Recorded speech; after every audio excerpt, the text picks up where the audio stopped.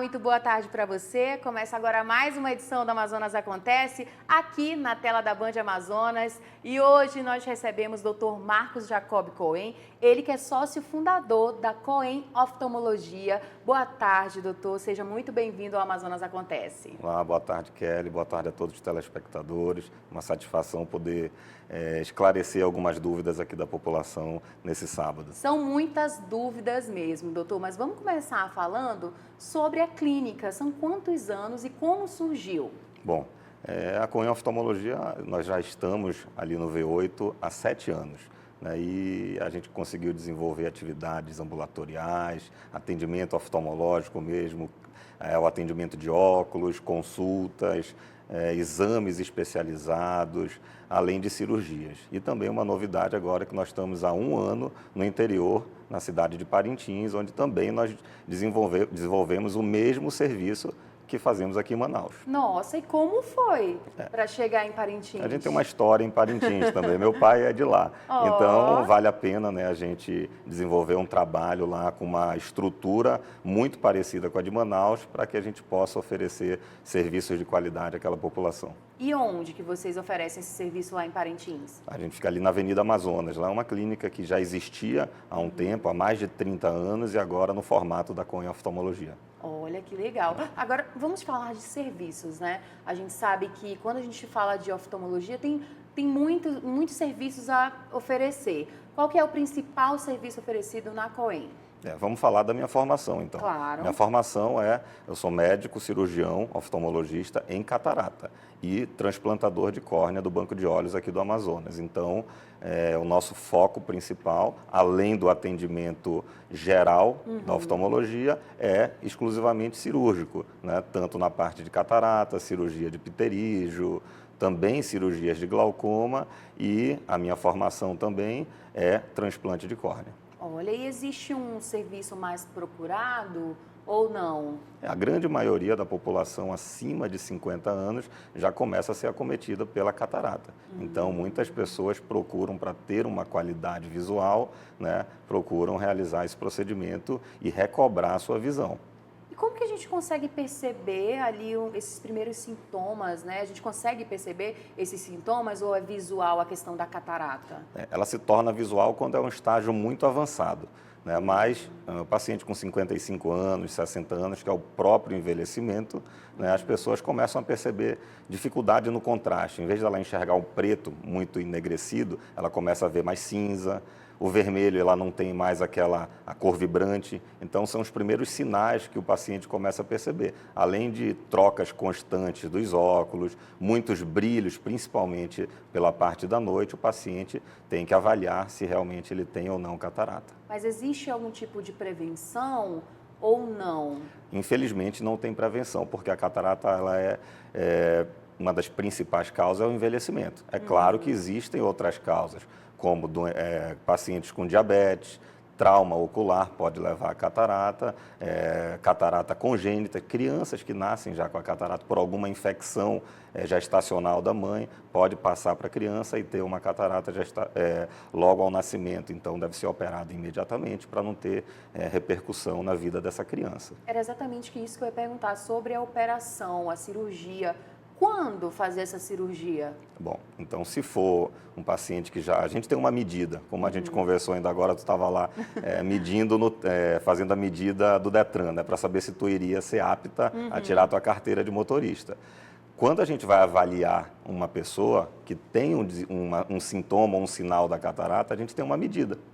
E nessa medida a gente vai ver se a pessoa enxerga bem ou não. E daí a gente pode indicar a cirurgia. E com que frequência nós precisamos ir ao oftalmo?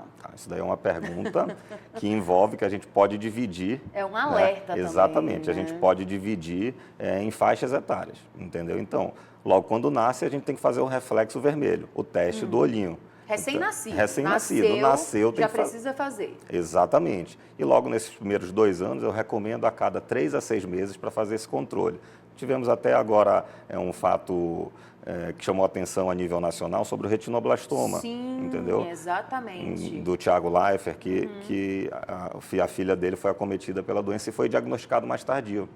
Então, a criança ela desenvolveu uma pequena deficiência visual por causa do retinoblastoma. Caso tivesse sido diagnosticado aos primeiros meses de vida, primeiros 6 meses de vida, o prognóstico visual é melhor. Isso quer dizer, a criança vai enxergar melhor ao longo da vida e não corre risco de vida, porque pode levar à morte o retinoblastoma.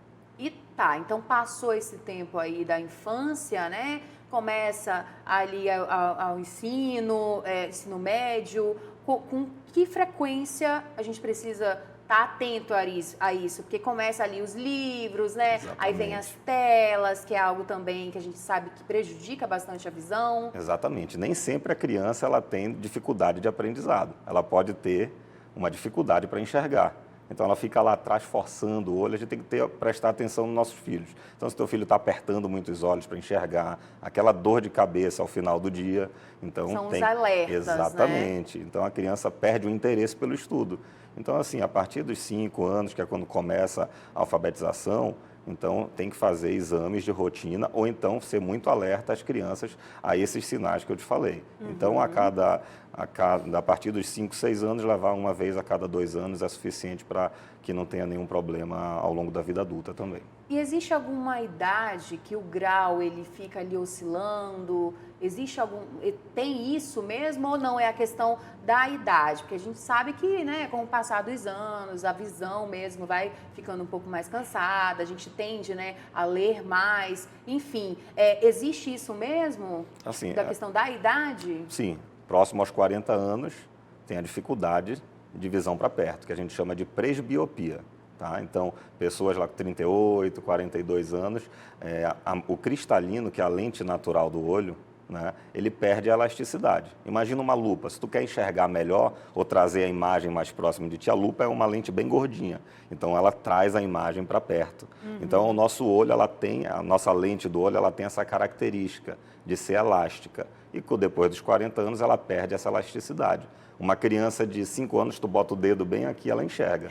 Eu não consigo Enxerga mais. tudo. Exatamente, eu tenho que afastar aqui. Então, o principal sinal que as pessoas depois dos 40 anos têm dificuldade, elas começam a afastar os objetos para enxergar. E aí, realmente, é quando precisa E isso ir à prejudica oftalmologia. esse ato de afastar e você meio que forçar ali? É um método de sobrevivência acomodativa, então ela está afastando ali, pode dar dor de cabeça. Então o paciente sente dor de cabeça, então é o momento de procurar o oftalmologista. Doutor, existe um mito que a gente vê muito pela internet, inclusive, que forçar a visão ali aumenta o grau. Isso é verdade? Assim, se a gente for falar de pessoas jovens, principalmente naquela fase da adolescência, transição infância para adolescência, né, o grau, assim, vai fazendo muita atividade de computador, celular, poxa, a criança começa a apertar os olhos, realmente tem uma tendência, um fator externo fazendo com que o grau venha a aumentar. A gente sabe que na China a população, saiu um estudo agora em 2020, que na China mais de 60% da população lá já é míope, porque as crianças nascem já pegando em tablet, celular, no Japão Outro também. alerta, hein, para os pais. Não é só o desenvolvimento que atrapalha as telas, né? É a questão da visão também. Exatamente. Além da luz azul que vem dessas telas, que tem um comprimento de onda que prejudica os nossos olhos e também prejudica o sono vigília. Aquela criança que não consegue dormir, fica ligada à noite, entendeu? É por causa disso. Porque essa luz azul, ela atrapalha o sono vigília. A pessoa perde a noção. O nosso cérebro interpreta diferente isso daí. Então, quando tu for utilizar um tablet à noite, acende a luz, entendeu? Para poder te alertar, entendeu? Então, para acabar não prejudicando. Além disso, a luz desligada, a pupila abre. Aí tu vai e coloca um tablet na frente com aquela luz bem forte, a luz vai bem lá dentro do teu olho e atrapalha, entendeu? Tua visão e pode machucar ao longo do tempo. Tá? Então, tem que ter cuidado em relação ao uso de tablets em ambiente escuro ao longo de muito tempo, né? E também lembrar que as atividades de tablet, muito celular ao longo do tempo, podem fazer com que uma miopia tenda a aumentar, como no caso da China e Japão, a população tem aumentado bastante os casos de miopia, e no Brasil também, um estudo sobre a miopia aqui no período da pandemia, que aumentou significativamente os graus de miopia da população mais jovem. Olha só, são muitas dúvidas, né, doutor? Mas a gente vai fazer uma rápida paradinha, que a gente vai para o intervalo. Se eu fosse você, não saia daí, que a gente volta já já.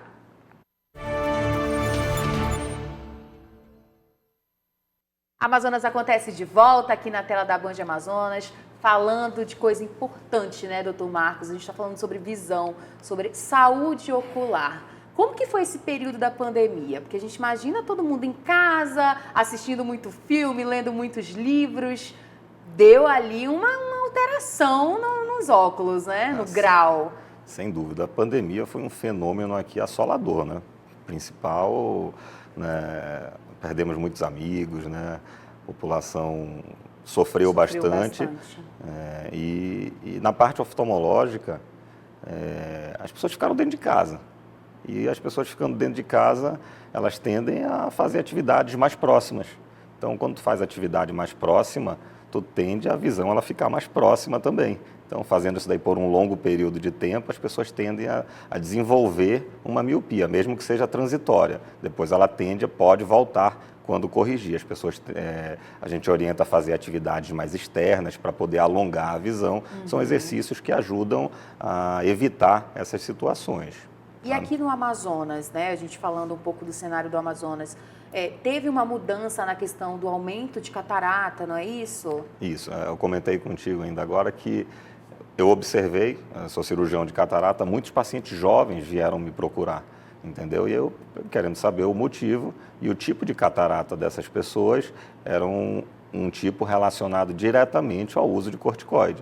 Então, utilizou-se muito corticoide indiscriminadamente por longo período de tempo nos pacientes que desenvolveram Covid, algum sintoma respiratório, acabaram ficando utilizando esses medicamentos e assim desenvolveu a catarata. E aí a pessoa, de uma hora para outra, poxa, minha visão embaçou, eu sou jovem, o que pode ser? E aí no exame... Um alerta para as pessoas que acham que pode, né? Uma pessoa tem uma alergia, usa corticoide. Tem alergia, usa corticoide. Então, o momento pode prejudicar, pode aumentar a pressão do olho e pode desenvolver também catarata. Então, alerta a população para não usar medicamentos sem uma consulta com o médico especialista. E fora a questão da catarata, o que mais aqui no Amazonas a gente consegue ter essa noção de que é comum assim da região? Tá, uma situação que chamou bastante atenção, o pessoal do banco de olhos, eu sou transplantador do banco de olhos do Amazonas, paciente que desenvolveu alguma doença oftalmológica, uma doença na córnea, uma úlcera de córnea, até ele chegar na capital, que a gente sabe que os transportes foram paralisados, e lá não tem médico especialista, a maioria das localidades no Amazonas não tem médico oftalmologista especialista, então o paciente já chegava com um quadro bem avançado, úlceras que só mesmo com transplante de córnea a gente conseguiria salvar o olho do paciente, e isso daí foi muito recorrente. Tivemos muitos casos graves de úlcera de córnea que precisou realizar transplante de córnea aqui em Manaus, no período do Covid e no período pós-Covid. E como funciona essa cirurgia que a gente imagina que é algo bem delicado, né? A gente está falando de um transplante, né? Como que funciona? Você que é especialista, né? Nesse caso, que a pessoa desenvolveu uma úlcera no olho, ela vai desenvolver uma opacidade na frente do olho. Imagina, compara com o relógio. O relógio ele tem aquela mica transparente, o vidrinho do relógio. Se aquele vidrinho ele está opaco, você não vai enxergar. Então, a gente substitui aquele vidrinho, entendeu? A gente substitui, no caso, a córnea que está embaçada por uma córnea transparente que foi doado por uma pessoa que ainda em vida desenvolveu a vontade, falou para os seus familiares da vontade de doar o órgão caso ele viesse a falecer, e mais um ato de amor aí dessas pessoas que doam, entendeu? Deixando ainda sua marca nas pessoas, e a gente faz com muito carinho esses transplantes, no caso de córnea. Com certeza, é vida, né? Exatamente. Doutor, agora um assunto polêmico, né? Toda vez que a gente conversa com algum profissional, a gente sempre toca nesse assunto, mas a gente sabe, estamos em 2022 e mesmo assim existem aquelas pessoas que, eu quero economizar no meu óculos, né? Vou ali numa banquinha, vou comprar qualquer óculos, né? Eu não tenho um grau tão forte, tão alto. Doutor, né? Vamos fazer esse alerta ainda mais sobre os prejuízos das pessoas comprarem qualquer óculos, um óculos falsificado, que não é do grau da pessoa e acha que está tudo bem. Não está tudo bem. Não está tudo bem. A primeira situação tu tem que fazer a consulta com o médico especialista, com o oftalmologista. Tem muitas consultas que são feitas por não especialistas. Isso daí, a chance de haver algum erro já é o primeiro ponto. Então, primeiro alerta é esse. Segundo alerta é em relação à qualidade das lentes. A gente sabe que tem muita lente que não tem qualidade, principalmente proteção ultravioleta. Então, tu vai lá, tu compra um óculos que tem, é um óculos escuro, bonito, ele está mais barato, mas lembra que o óculos escuro, ele faz a tua pupila abrir. E se ele não tiver a proteção ultravioleta, a luz vai ficar entrando, machucando a tua retina. Pode desenvolver catarata mais precoce também, entendeu? Então, tem muitos problemas que devem ser alertados para a gente não utilizar óculos com uma procedência duvidosa. Geralmente, o óculos vem uma etiqueta nele, proteção ultravioleta. Entendeu? Então, sempre ficar alerta, comprar em óticas com credenciamento para que não venha a ter nenhum prejuízo para a pessoa. Em relação a graus, tem que fazer a consulta com o médico especialista para poder realizar a compra do seu óculos numa ótica credenciada também. Existem outros tipos de óculos que é somente para perto, aqueles óculos, eu vou ali, compro na esquina e eu consigo ler de perto. Funciona, entendeu? Não é ruim, é para casos em situações que tu não tem a possibilidade de comprar um óculos, mas tem que ter cuidado, entendeu? Tem que ter cuidado, o ideal é fazer a consulta, deixa que o oftalmologista indique o local para você. Doutor, e falando sobre lentes de contato, né? A gente sabe que hoje em dia na internet você consegue também comprar, né? Tem as coloridas que são com grau. Todo mundo pode usar e qualquer lente serve? Pois é, essa é uma ótima pergunta. Qualquer lente serve não, né? Porque o olho ele tem vários formatos, entendeu? Então a lente ela vem com um formato padrão. Entendeu? Então a gente tem que avaliar se não precisa nenhuma modificação nessa lente para o teu olho. Então tu pode estar utilizando uma lente que pode fazer mal para ti. Pacientes que têm doenças no olho, na superfície do olho ou algumas outras doenças no olho, podem ser que não tenha indicação de utilizar a lente de contato. Como tu falou ainda agora, alergia, quem tem muita alergia não tem uma indicação formal de utilizar a lente de contato. Tá? Em relação ao grau da lente de contato, é diferente do óculos. Então, tem que ficar um alerta.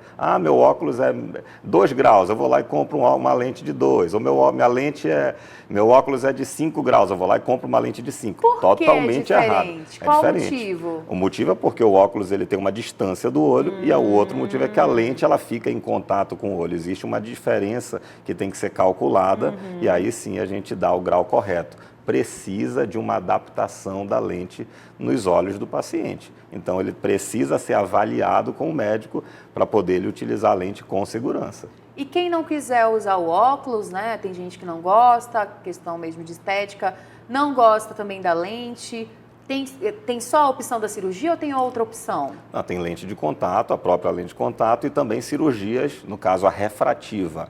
Né? Como funciona essa cirurgia? É a base de laser, entendeu? Então, se o paciente tiver condições para tal, entendeu? Então, a gente vai avaliar a espessura da córnea, o formato do olho dele e saber se a cirurgia não pode prejudicar o olho dele. Se ele estiver dentro dos parâmetros, a gente pode indicar a cirurgia e ele vai conviver muito bem com essa cirurgia, vai enxergar bem para longe, em alguns casos pode enxergar bem para perto, muda a qualidade e a autoestima das pessoas.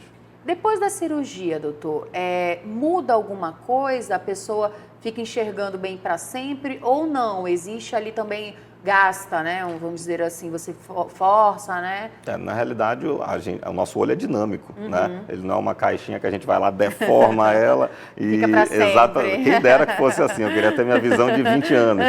Então, não funciona assim. Então, a gente, como envelhecimento, vai tendo modificações do colágeno da gente e o olho ele vai moldando-se para outra forma. Então, o grau tende a mudar, mas... Com a tecnologia hoje em dia, com a cirurgia de catarata, cirurgia laser, uso de lentes de contato, prevenção que a gente faz utilizando colírios, lubrificante, o paciente ele tem como ter ele tem disponível várias opções, né? Para que ele tenha uma visão muito boa até os 100 anos de vida tranquilamente. Falando de colírio, como que a gente consegue lavar os olhos? É com colírio? O que a gente precisa usar? Aqui no norte a gente tem uma grande vantagem, que não é muito seco. Isso. Então isso é ótimo para a gente. Se for ver lá em Brasília, tem olho muito seco, o paciente usa colírio lubrificante de 2 em 2 horas. Aqui não tem tanto essa necessidade, a não ser que o paciente tenha alguma doença que leve a olho seco. Mas a gente sempre recomenda, quem trabalha muito em ar-condicionado, né, em frente a telas, utilizar um colírio lubrificante 2 a 4 vezes no dia, dependendo da necessidade. Agora, tem também uma questão de, eu não sei se a gente pode dizer que é uma alergia, mas que a gente ouve bastante, parece que eu estou com uma sujeirinha, uma areia no olho. O que seria isso? Depende, a alergia ela causa reações inflamatórias na nossa pálpebra, na parte interna. E isso daí pode dar sensação de areia, corpo estranho no olho. Então tem que ser avaliado, utilizar antialérgico, colírios antialérgicos, também corticoide pode ser utilizado por um período curto de tempo. Mas tem que ser avaliado para poder a gente dar o diagnóstico certinho e passar o tratamento correto. E a conjuntivite? São muitos mitos e verdades, né? A gente está aqui para realmente conversar e desvendar e falar mesmo a verdade. Conjuntivite, qual que é o grande mito, né? Tem gente que fala, que não pega, que pega no ar. Qual é a verdade? A principal causa de conjuntivite é o adenovírus, é vírus. Então, se tu gripou recentemente, tu pode desenvolver a tua conjuntivite 2 a 3 semanas depois, contato direto com pessoas gripadas, com conjuntivite, o próprio contato direto, tu pegou na mão dessa pessoa e passou a mão no teu olho. Então, tu pode desenvolver tudo que precisava. Então, pessoas que têm conjuntivite, crianças que griparam recentemente, tem que ter seus kits de higiene próprios para evitar essa transmissão. Então, tem que ter esse cuidado para que não desenvolva. E ainda nesses mitos e verdades, né? Quando a pessoa está ali com a conjuntivite, eu esfrego a mão, que fica quente, põe no olho. Como assim, né? Esse daí, na conjuntivite, o ideal é compressa gelada. Gelada. Esse daí, da compressa quente, do anelzinho que fala, esse daí até que funciona. O sentido disso é verdadeiro, né? Então, se tu tem aquele terçol, o terçol tu não pode fazer compressa gelada, senão ele fica mais endurecido. Tu tem que fazer compressa morna para poder ele amolecer e aí ele sarjar, no dito popular que fala. E aí a tendência é que ele melhore em torno de 1 a 2 semanas. E como que surge esse terçol? Terçol, por isso que é super importante aquela pergunta que tu fizeste, na limpeza dos cílios. Mulheres que usam muita maquiagem, entendeu? Não fazem aquela limpeza correta dos cílios à noite. Então, medidas muito simples. Chega em casa, banho morno, shampoozinho de bebê, aquele neutro, esfrega 10 vezes os cabelinhos de cada lado, de olho fechado. Isso daí já é suficiente para prevenir. Vai fazer a limpeza da base dos cílios, que é onde tem uma tendência a obstruir e levar ao terçol. Tem muitas situações agora, né, nessa moda de cílios postiços, as mulheres querem a cada dia estar mais bonita, né? Mas às vezes a questão do cílio postiço, você coloca no local que, né, não tem muita ali referência, acaba que dá alergia. A gente vê bastante isso nas redes sociais de pessoas que foram colocar os cílios para ficar ainda mais bonita. Quando chegou em casa, quando foi no outro dia, estava lá cheia de alergia. Como que a gente pode usar esses cílios postiços, mas assim, fazendo uma boa limpeza para não ter prejudicando a vista, né? Isso. Como a gente vê, a gente tem um microscópio que a gente avalia bem detalhadamente isso daí. Então, um aumento lá de 40 vezes. Então, a gente vê a base do cílio mesmo. E eu fiquei espantado que eles utilizam cola mil, é cianoacrilato. Eu já vi casos de paciente que chegou com a pálpebra colada. Entendeu? Como então, assim, cola mil. Acho que é só uma gotinha, mas aquilo dali grudou o olho todinho. É perigoso. Nossa, então, tem que ser feito em lugares credenciados também. Mas, assim, é uma situação complicada. É uma cola que eles utilizam. E cola é tóxica. Claro. Então, pode levar a reação alérgica que tu bem falou. Super sensível, né? Exatamente. Então, doutor, tem que ter cuidado. E quem estiver nos assistindo, está precisando no oftalmo, quer conhecer os serviços da clínica, fala o endereço, a rede social, fique à vontade.